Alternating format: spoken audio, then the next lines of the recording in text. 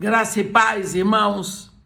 Neste momento, nós vamos fazer mais uma meditação no capítulo 2 do livro de Neemias. Vamos ler o que está escrito de 11 a 13. Neemias 2, de 11 a 13, onde está escrito assim: Cheguei a Jerusalém, onde estive 3 dias. Então à noite me levantei e uns poucos homens comigo. Não declarei a ninguém o que o meu Deus me pusera no coração para eu fazer em Jerusalém. Não havia comigo animal algum, senão o que eu montava. De noite, saí pela porta do vale para o lado da fonte do dragão e para a porta do monturo, e completei os muros de Jerusalém, e contemplei os muros de Jerusalém que estavam assolados, cujas portas tinham sido consumidas pelo fogo. Olhe bem, após uma viagem de quase 2 meses, da Pérsia para Jerusalém, do Irã para Israel, não haviam aviões, meus irmãos. Foi por terra, foi muito chão, dormindo aqui e ali, sem conforto.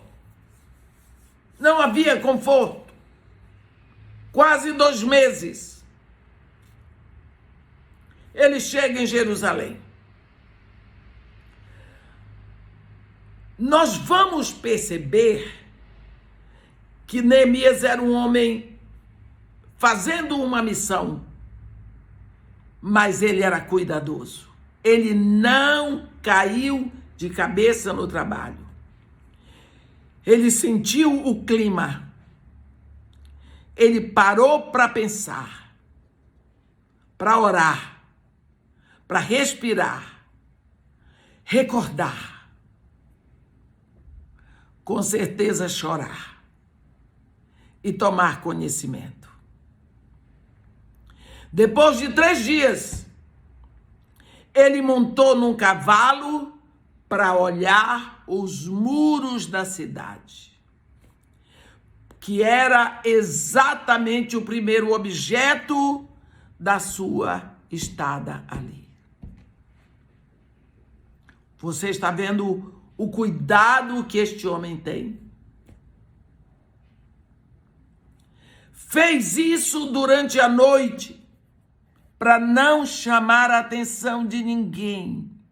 Você pensa numa cidade como Jerusalém naquela época, sem nenhuma privacidade, me chegam soldados do rei Artaxerxes, cavaleiros do rei Artaxerxes, tudo vindo de lá da Pérsia, e Neemias e a turma dele. Você já pensou a fofoquinha que foi levantada na cidade? Todo mundo querendo saber o que eles foram fazer ali.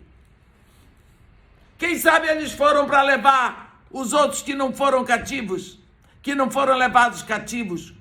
Quantas coisas se falaram, porque a fofoca não começou aqui no Brasil. Saudade ele deve ter sentido.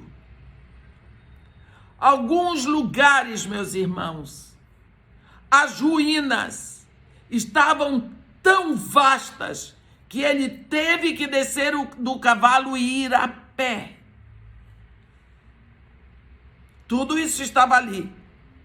A cidade de Jerusalém, que outrora havia sido uma imensa fortaleza com seus muros fortes e altos, agora estava naquela situação. Que tristeza! Ele fez o reconhecimento. Ele parou. Ele viu. Ele chorou. Tá vendo? Eu quero chamar a atenção de uma coisa aqui para nós hoje, igreja. Sempre que um trabalho tem que ser feito no reino, precisamos olhar no silêncio, identificar as dificuldades, chorar.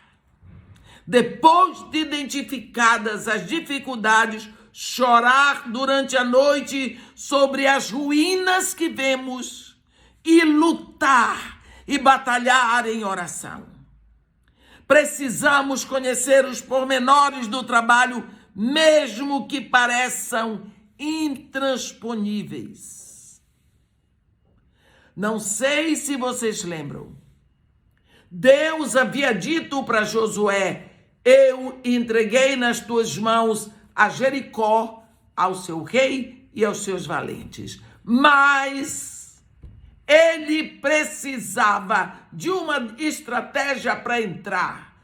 Olha, hoje nós vemos pessoas em nome da fé fazendo tanta maluquice que às vezes fico até com vergonha. Deus quer pessoas que tenham a fé, mas ele não trabalha com doido. Precisamos pensar. Deus nos fez seres racionais. O raciocínio é resultado de juízos que se encadeiam. Às vezes não fazemos nenhum planejamento. Vamos como se o trabalho do reino de Deus pudesse ser feito de qualquer jeito. Não! A Bíblia diz que o trabalho é feito com ordem e decência. É preciso que saibamos disso. Precisamos ver que a estratégia foi... Deus tinha dito já para Josué: eu entreguei. Mas aonde foi que Josué estava? Nas campinas de Jericó. Ele ainda não tinha tomado. Ele precisava de uma estratégia. E enquanto sozinho, no silêncio, ele buscava uma estratégia, foi que chegou para ele o divino capitão, para trazer a estratégia para ele. E qual foi a estratégia? Rodear a cidade 7 noites no silêncio e voltar com todo o Israel. Na 7ª noite, rodear 7 vezes, e na 7ª vez, então parar, ouvir o som da trombeta de carneiro e todo mundo gritar, e as muralhas cederam. Você acha mesmo, é? Você acha, meu querido irmão, que muro cai com grito? Vai gritar ali, no primeiro muro que você encontrar, eu quero ver cair. O grito não derruba mudo, mas a obediência à palavra de Deus. Se tiveres fé como um grão de mostarda, direis a esta montanha: levanta-te e atira para o mar, e ela vai. É pela fé. Eles tiveram fé na palavra de Deus e fizeram tudo. Rodearam no silêncio 7 noites. Na 7ª noite, 7 vezes, e gritaram, eles obedeceram. Eles obedeceram, Deus derrubou a muralha, porque Deus é fiel à sua palavra. Agora olha o que Neemias está fazendo aqui. Neemias aqui chega em Jerusalém, não foi se metendo no trabalho, ele não foi fazendo maluquice, ele parou para pensar, para orar, para respirar, para recordar, para tomar conhecimento do ambiente. Depois de 3 dias, meus irmãos, só depois de 3 dias esse homem monta no cavalo para olhar os muros da cidade. O objetivo dele ali era reedificar muros e colocar portas nos seus portais. Foi durante a noite que ele fez isso, para não chamar a atenção. Por que é que nós, os filhos de Deus, somos tão espalhafatosos? Gostamos tanto de chamar a atenção? Foi no silêncio. Nós precisamos saber que no silêncio Deus fala. Quando Elias subiu o Horebe para se encontrar com Deus, houve vento forte, houve terremoto, houve fogo, mas quando foi que ele ouviu a voz de Deus? No cicio suave. Foi quando ele ouviu a voz de Deus. Que fazes aqui, Elias? Tá vendo? Neemias rodeou a noite, no silêncio. Eu digo para vocês, meus irmãos, eu tenho mais de 40 anos de ministério, pregando esta palavra eterna. Tudo que eu prego, todas as minhas grandes direções me são dadas de madrugada, pela meditação da palavra, a sós com Deus. Nós precisamos parar com essa mania de chamar atenção, para sermos o centro, para todo mundo nos olhar. Está errado. Neemias não buscou atenção para si. Ele ia numa menção real do monarca da Pérsia, porque o monarca da glória ninguém podia ir. Ele pediu ao rei: peço-te que tu me envies. Ele era enviado do rei Artaxerxes. Isso era o suficiente. Esse homem sofreu quando chegou na cidade. Ver a cidade devastada como ele viu. Para quem nasceu ali, para quem viu aquela cidade do jeito que ele viu, foi um choque. Precisamos ver o valor do silêncio, de trabalhar em oração, com os pés na terra, marchando no ritmo dos tambores celestiais, sendo dirigidos pelo que Deus está mandando, porque senão facilmente nós seremos desviados, porque outras coisas vão chamar a atenção. O mundo tem muito para nos encher os olhos. Muito para nos encher os olhos. Ele podia ter feito lá e ter chegado como uma grande autoridade. Ele chegou como governador. Mas ficou 3 dias. Por que será que antes de fazermos um trabalho do reino do nosso Pai, nós não paramos para meditar, para perceber, para sentir de Deus o que Deus quer que seja feito? Cada igreja, por exemplo, cada igreja que eu vou é uma comunidade. Tem pessoas com as suas experiências.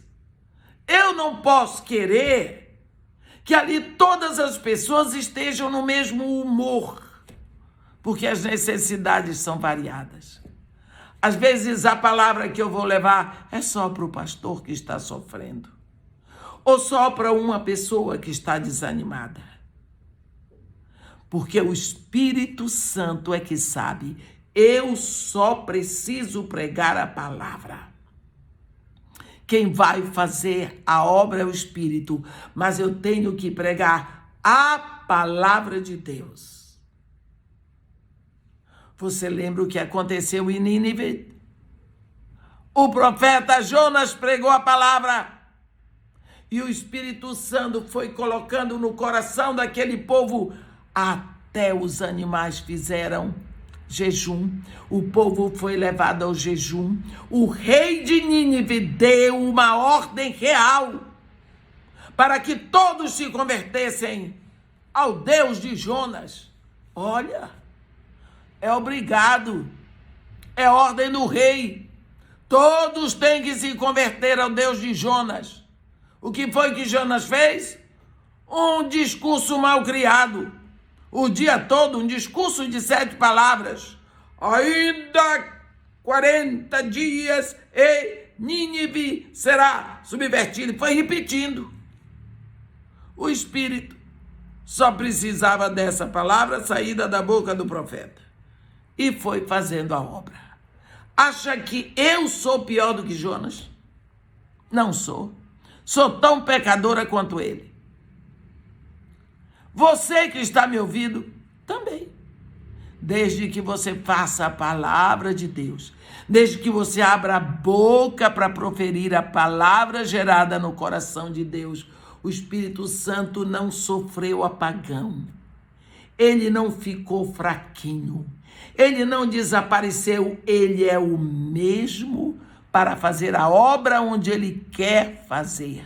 Porque o Espírito Santo é Espírito soberano. O Espírito Santo é Deus.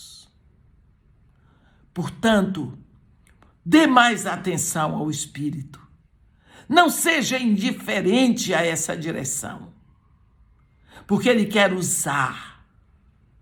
Ele quer trabalhar com você, em você, para a igreja. Nós precisamos procurar ouvir, precisamos procurar ser sensíveis,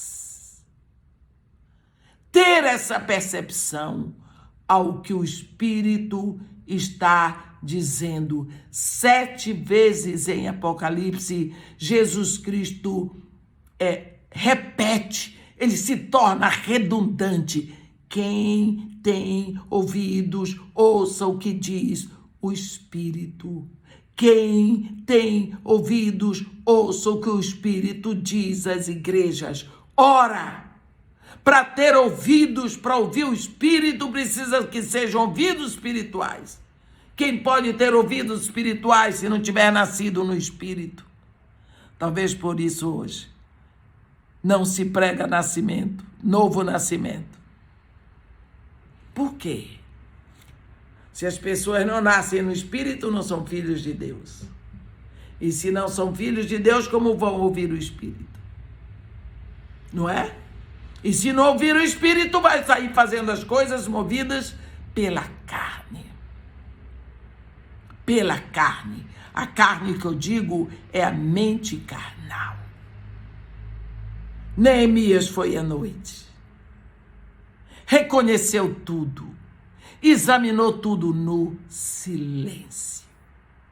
Percebeu tudo antes de começar o seu trabalho. É preciso que cerquemos a situação. Tomemos conhecimento. Ele tinha conhecimento das suas necessidades, mas ele ainda não tinha posto os olhos na situação. Agora ele tem toda a situação na mão. Agora ele sabe por onde começar. Agora ele recebeu, completou a estratégia do que precisava, o que ele pensava que precisava para começar a obra. Interessante. Depois de 2 meses de viagem, 3 dias descansando, uma noite de visita no silêncio, então ele vai começar, sem contar os 3 meses que ele ficou orando. Você viu que ele não caiu de cabeça em tudo? Você viu que ele não era um doido, um homem organizado. Que nós possamos aprender essas estratégias. Que nós possamos aprender como liderar um trabalho no reino do nosso Pai. O Deus de Neemias, que agiu através de Neemias, ele quer agir através de nós para restaurar muralhas que estão caídas até hoje, para assentar portas que estão queimadas até hoje, para restaurar muralhas de lares destruídos, de famílias que estão devastadas, de uma pátria que está na idolatria, no desrespeito às autoridades. Ele quer nos usar hoje para restaurar, para reedificar esses muros que estão caídos. Os muros do desrespeito é muro caído. O muro do respeito caiu, se tornou desrespeito. Amém? Então, que Deus, meus irmãos, nos abençoe e nos guarde. que faça resplandecer o seu rosto sobre nós e tenha misericórdia de todos nós. Amém.